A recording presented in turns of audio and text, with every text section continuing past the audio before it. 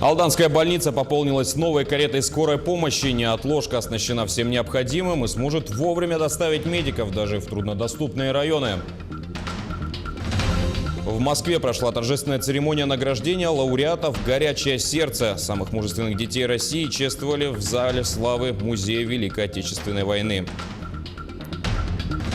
Что подарить любимым дамам на 8 марта? Ответ на этот вопрос нашли для себя посетители ярмарки народных мастеров столицы Якутии.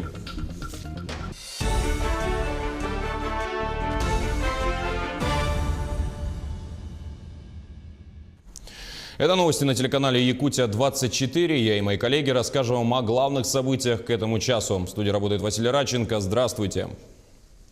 Роль женщин в развитии промышленных регионов. Сегодня в Новокузнецке Кемеровской области проходит завершающий день одноименного международного женского форума. Участие в нем приняли представительницы из 16 стран и 39 субъектов России. Как отметила один из организаторов мероприятия, председатель совета директоров Колмар Групп Анна Цивилева, цитата: «Женщины все чаще проявляют лидерские качества и возглавляют компании, организуют собственный бизнес, активно занимаются общественной работой».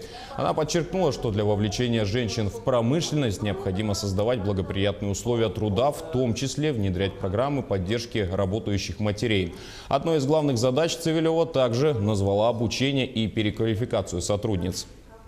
Сейчас разрабатывается серьезнейшая программа по привлечению как раз женского потенциала. И мы договорились с лицеем о том, что именно женщин будут обучать специальностям, которые они смогут использовать на нашем предприятии.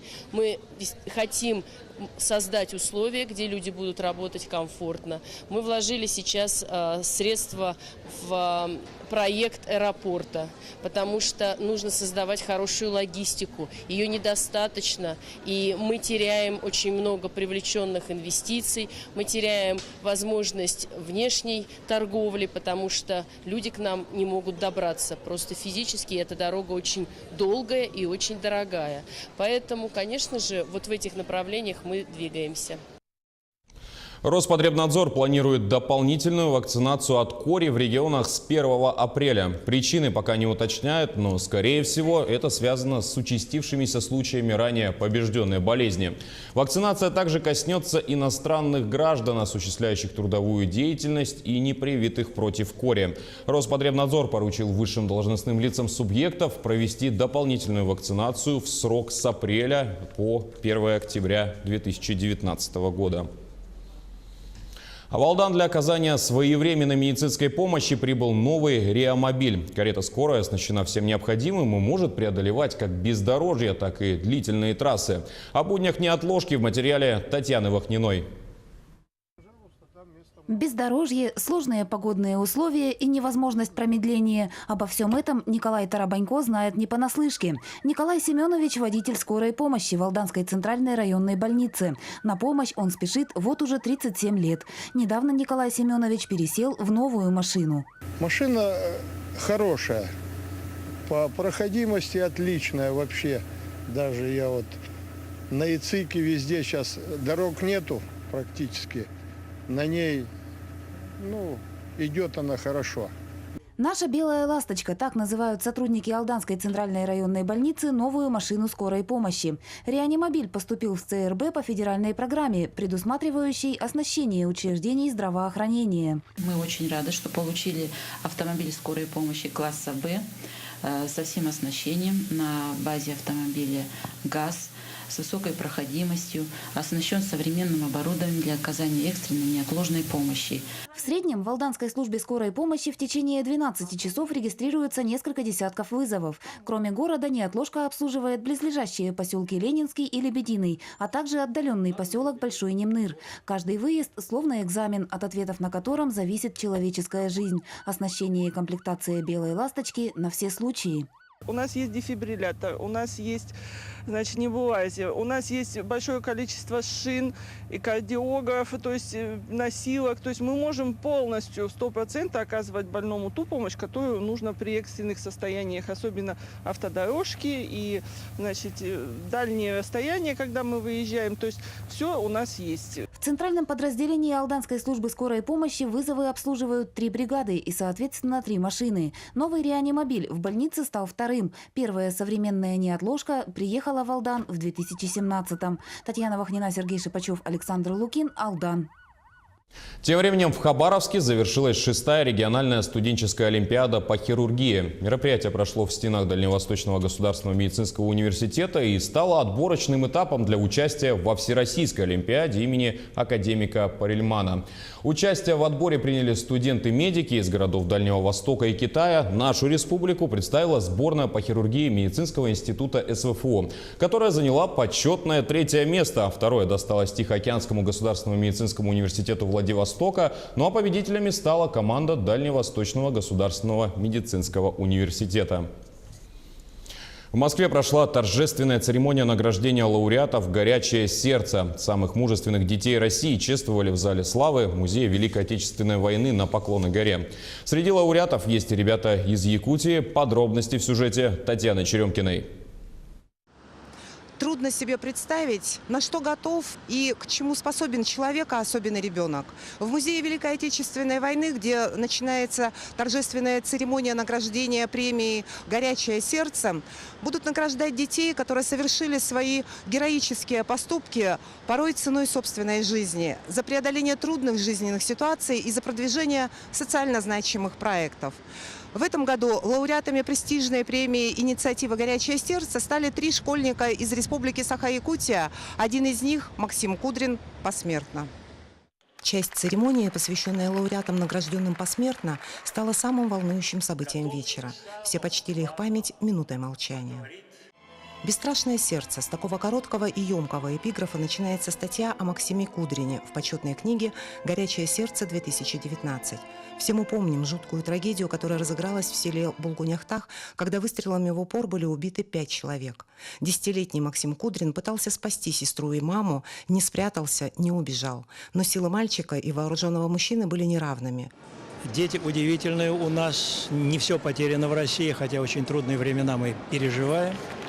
И вот эти дети, которых сейчас мы будем награждать, они явное доказательство того, что Россия непобедима, когда у нас есть такие дети, в частности и дети Якутии. В Москву пригласили 28 ребят, а всего лауреатами этой престижной премии в этом году стали 140 человек, 4 из них посмертно. Имена всех героев внесены в почетную книгу. В ней описаны удивительные истории смелых, совсем юных людей. И среди них Андрей Слепцов из Татинского улуса и Виталий Терентьев из Вилюйского улуса. Андрею Слепцову уже дважды довелось спасать тонущих людей. Василий Терентьев вместе с отцом Василием Андреевичем спасли жизни 4 девочек. Андрея Слепцова и Василия Терентьева наградят знаком «Горячее сердце» на региональной церемонии. Мы нашли этих детей, про которых раньше никто не рассказывал, не показывали, не информировали. И очень важно, что эта инициатива только расширяется. Сегодня это не сотни, а тысячи детей. Говорить о подвиге, а тем более о детском подвиге, нужно всегда. Это всегда своевременно, это всегда необходимо. Все юные герои встали с профессиональными спасателями в один ряд. Только для них это работа, а для ребят – зов их горячих сердец. Татьяна Черемкина, Виктор Олесов, Москва. В Якутске сегодня проходит традиционная выставка-ярмарка «Рыба Якутии». На Комсомольской площади столицы собрались около 20 участников, которые представили рыбную продукцию со всей республики. Мероприятия проводят трижды в год. В марте к концу подледной рыбалки, в октябре представляют последнюю рыбу летне-осеннего сезона. И в декабре, под самый Новый год, привозят первые уловы подледной рыбалки. Также на ярмарке организованы акции и конкурсы. Это вкусная уха. Все гости могли продегустировать приготовленные из рыбы блюда, мастер-класс по приготовлению стейка из осетрины и традиционный конкурс строганины. И как раз об этом конкурсе нам расскажет корреспондент Якутия-24 Юрий Осипов. Он снова на прямой связи со студией и готов рассказать подробнее о том, какие условия поставлены перед конкурсантами. Юрий, еще раз здравствуй, ждем подробностей. Да, Василий, приветствую тебя. Сам конкурс только-только начинается. В нем принимает участие 4 человека. Но основное условие участия в этом конкурсе — это, естественно, сама рыба. Используется чир. Каждому участнику поставили условие, что рыба должна быть менее 2 килограмма, если быть еще точнее, 1,5 килограмма. Это делается для того, чтобы все участники были в равных условиях и конкурс проходил максимально честно. И вот сейчас за моей спиной начинают представлять участников. Василий. Да, Юрий, спасибо. Я напомню, что с Комсомольской площади Якутска на прямой связи был мой коллега Юрий Осипов. Ярмарка рыбы – не единственное крупное мероприятие, которое проходит сегодня в столице. В преддверии 8 марта народные мастера республики представили свои изделия на ярмарке магазинов ручной работы Open Market в Кружало.